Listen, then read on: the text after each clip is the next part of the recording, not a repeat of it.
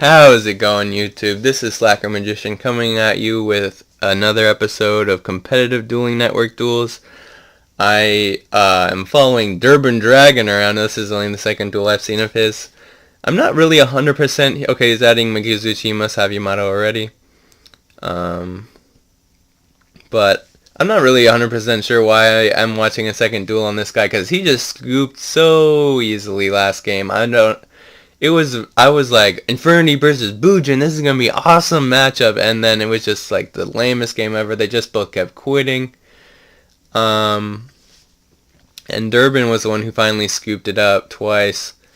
Looks like it's going to be another hat deck, which has a somewhat strong matchup against the Bujin, because Moral Attack does not target, making your turtles useless, and if you have more than one monster on board, it makes your hair useless, because since it doesn't target, you don't know which Bujin to protect with your hair effect. So since Moral Attack resolves last, he'll just destroy the Bujin that was not okay, so he's going to add the Nightmare to hand, or okay, sorry about that, I missed what he added.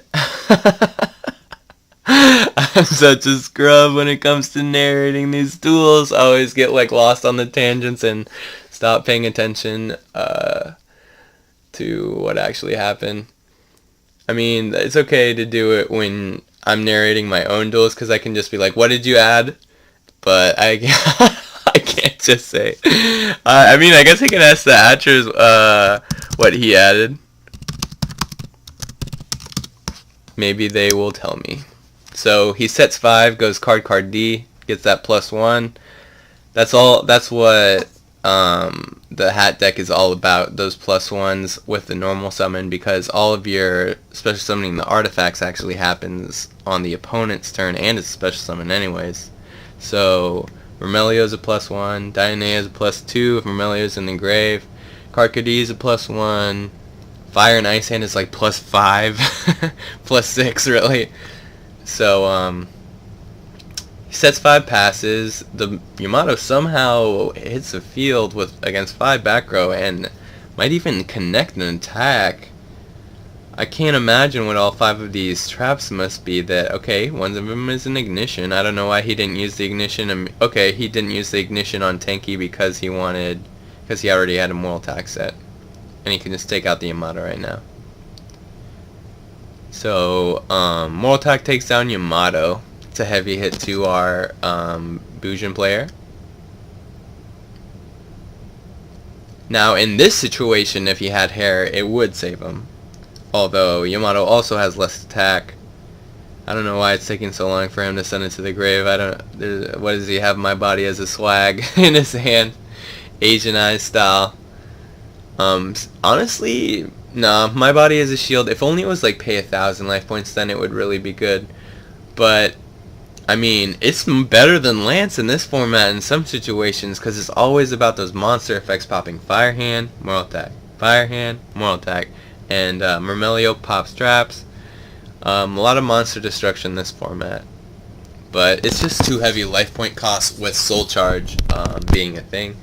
Almost every single competitive... Actually, I looked at the top 16 ARG top 16 deck lists. Only one of them ran 1 Soul Charge, and that was Fire Kings, which I'm surprised even made it to the top tables. And all other 15 decks either ran 2 Soul Charge or 3 Soul Charge. That card has honestly like reinvented the game of Yu-Gi-Oh! In a lot of ways, because wow. So he's following up the Sanctum. Sorry, he has a Moral Attack turn 1, and guess what? He has a Moral Attack turn 2 as well, because he Sanctums for Beagle Attack and pops the Moral. He pops it like it's hot. And I'm pretty sure that it's time for our Bujin player to scoop it up. Moral Attack OP. Oh, wait a second. I don't understand why he didn't destroy... He didn't summon me... Oh, okay, because Moral Attack just would have ran over Mikizuchi anyway. Alright, so it's back to Alien's turn. He's probably going to just attack with all 3 and then Xyz Pleiades after, I would assume, because wait, what was it that I saw Pleiades bouncing the other game? Yeah, he's gonna attack all three.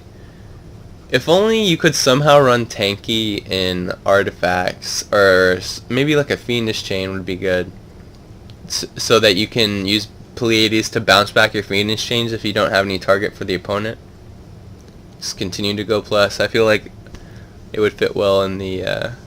they do run Fiendish Chain, I'm pretty sure. I run Fiendish Chain in my artifacts. Don't run Beagle Tag, that's for sure. So, yep. Main phase 2 going Pleiades. Will we see a Black Horn of Heaven? And he should not activate its effect, because that could easily be a Nightmare face down right here.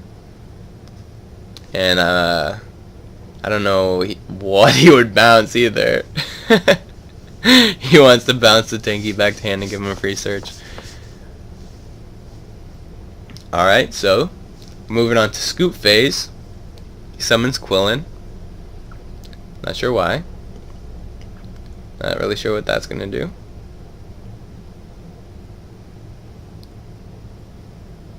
See if it's the first Bujin player to run Instant Fusion. I really don't see any plays on Durban Dragon's part. He can't even have a Carnation. Okay, here comes the Hero May. That's what the play is.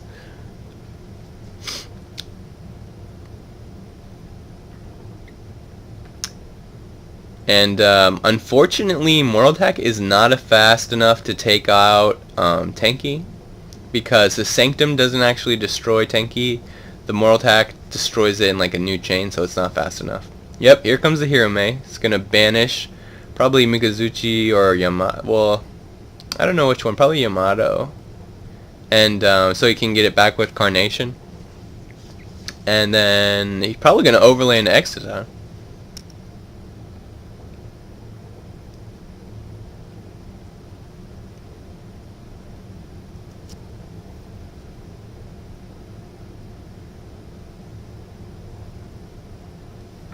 He bounces the Hero May, but I'm pretty... Nope, he bounces the Quillen. Yeah, I was going to say that I think Hero May can just resummon herself. Can it only be used once per turn? Nope, you can do it as many times as you want as long as you got food for her. But you sure can't do it with Quillen. And unless he is Honest... Well, Crane would work too. He does run 4 Honest in the deck. Even more if he chooses to run Sinew, which I like. Well, actually, that won't work from the hand. It's down the grave. Alright, so he has the Crane.